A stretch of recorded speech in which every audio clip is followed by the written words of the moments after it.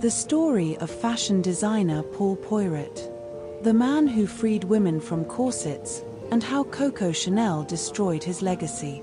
Today, we're going to explore the story of Paul Poiret, a revolutionary designer who liberated women from corsets, pioneered modern fashion shows, and helped create the foundations of contemporary fashion photography.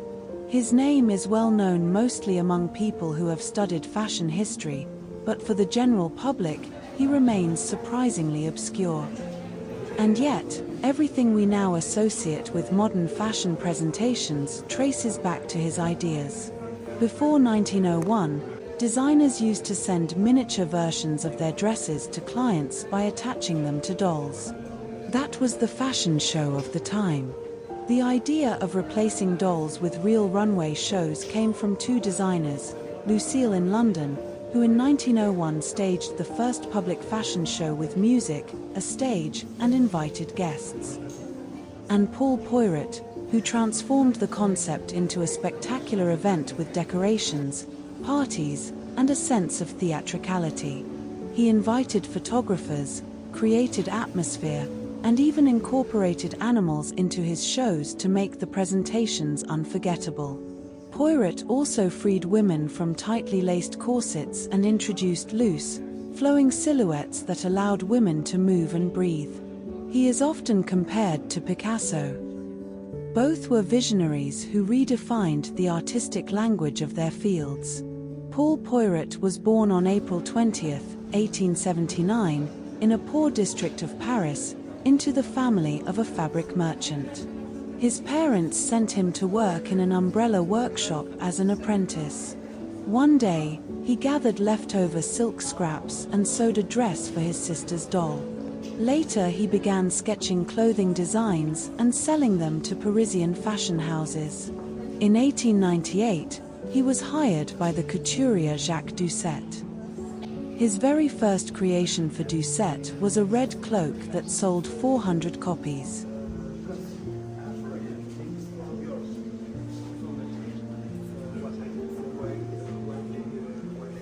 In 1901, Poiret moved to the House of Worth, where he worked on simple and practical dresses. He once gifted a kimono-style coat to the Russian princess Baryatinskaya, who exclaimed, "How horrible!" Surprisingly, her reaction inspired Poiret to open his own fashion house, which he did in 1903. In 1905, he married Denise Boulette, a provincial young woman who became his muse. They had 5 children. Poiret often said she embodied all his ideals. Despite this deep connection, their marriage ended after 23 years. Poiret preferred draping fabric directly on the body instead of creating traditional patterns. He loved straight cuts and garments made from simple geometric shapes. Because of this, he designed dresses without corsets, though many were still quite narrow. Poiret invented the famous hobble skirt and once said that he freed the bust but shackled the legs.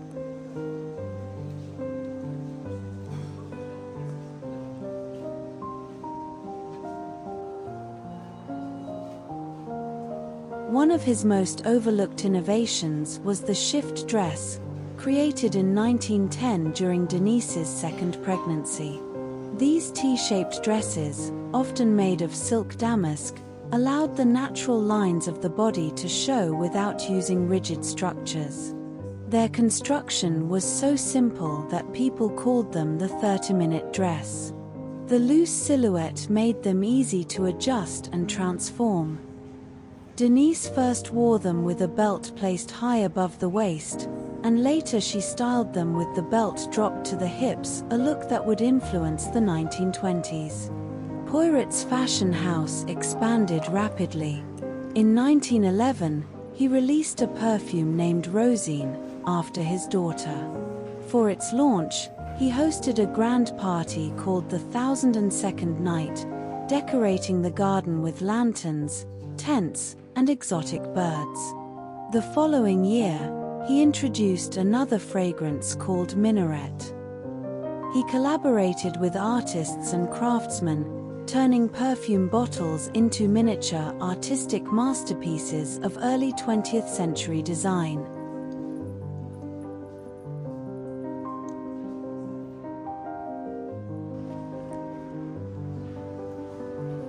According to an analysis published in Le Monde, the couturier is described as the king of image for his profound understanding of fashion's visual and artistic significance. By creating an entire universe, costumes, set designs, illustrated motifs, he anticipated the modern role of the artistic director in fashion. This role is strongly highlighted in the exhibition, which shows how his graphic research and visual sensitivity revolutionized established norms. His creations are joyful, light, and colorful: purples, golds, airy fabrics, embroidery brought back from his travels. And we are struck by the silhouettes, imbued with a deep sense of modernity. He was also the first to collaborate with artists on joint projects, the kind of collabs that, back then, had no name yet.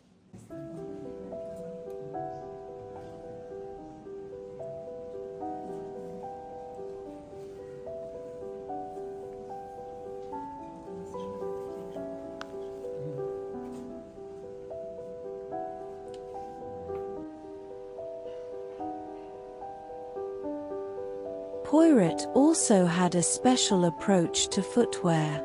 Many of his shoes were works of art.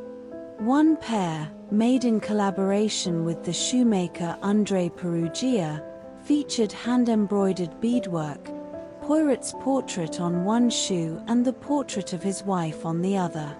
He designed tall, soft leather boots for Denise in white, red, green, and yellow.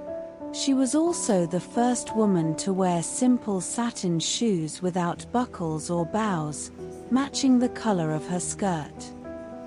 Fashion photography already existed in the early days of cameras, but photo shoots as we know them did not. Poiret and photographer Edward Steichen were the pioneers of modern fashion photography. In 1911, they organized a photo session featuring Poiret's dresses, the first true fashion editorial. This marked the beginning of clothing being photographed as art, highlighting cut, texture, and movement.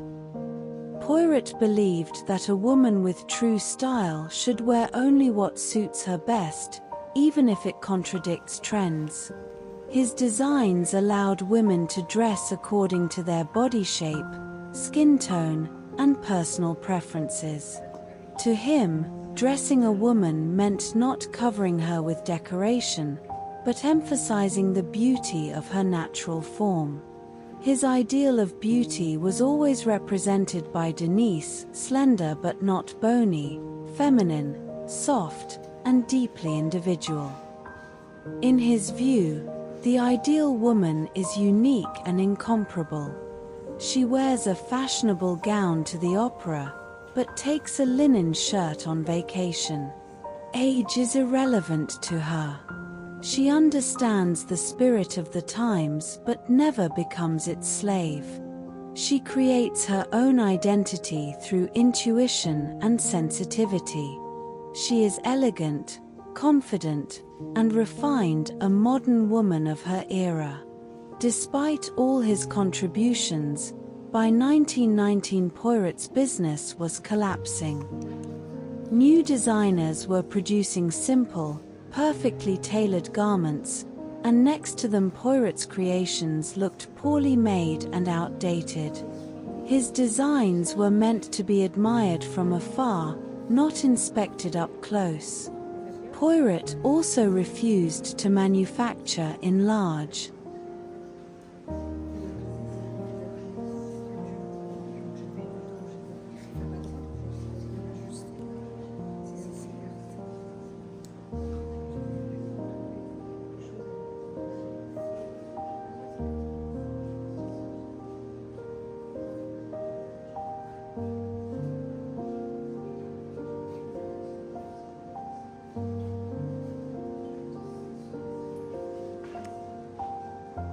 This exhibition features not only the works of Poiret himself, but also those of contemporary designers who continue to be inspired by him.